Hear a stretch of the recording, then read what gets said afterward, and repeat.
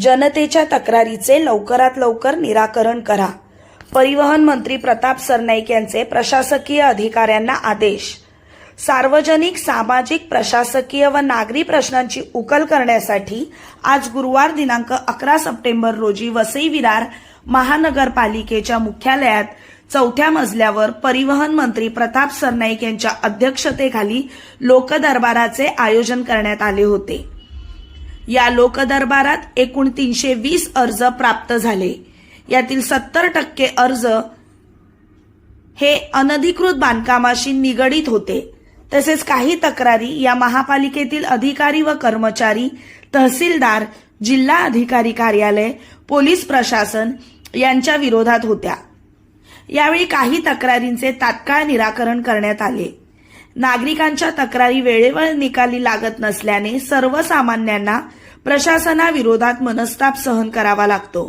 मात्र या लोकदरबारातून संबंधित विभागांच्या अधिकाऱ्यांच्या उपस्थितीतच तात्काळ निपटारा करण्यात आला. यावेळी प्रताप सरनाईक यांनी अधिकाऱ्यांना धारेवर धरले. यावेळी त्यांनी प्रशासनातील अधिकाऱ्यांना सांगितले की नागरिकांची कामे का होत नाहीत व त्यांना माझ्यापर्यंत का यावे लागते, असा सज्जड दम प्रताप सरनाईक यांनी प्रशासनातील अधिकाऱ्यांना दिला.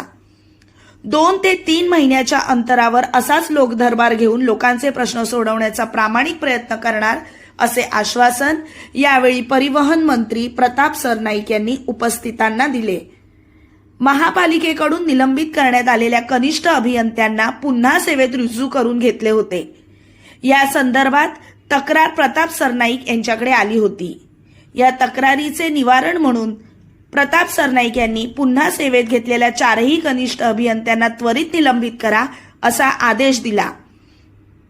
या लोकदरबारात आमदार राजेंद्र गावित, आमदार रवींद्र फाटक, महानगरपालिकेचे आयुक्त मनोजकुमार सूर्यवंशी, अतिरिक्त आयुक्त संजय हेरवाडे, अतिरिक्त आयुक्त दीपक सावंत, पोलीस उपायुक्त सुहास बावचे, जिल्ह्यातील विविध शासकीय विभागाचे अधिकारी व कर्मचारी उपस्थित होते.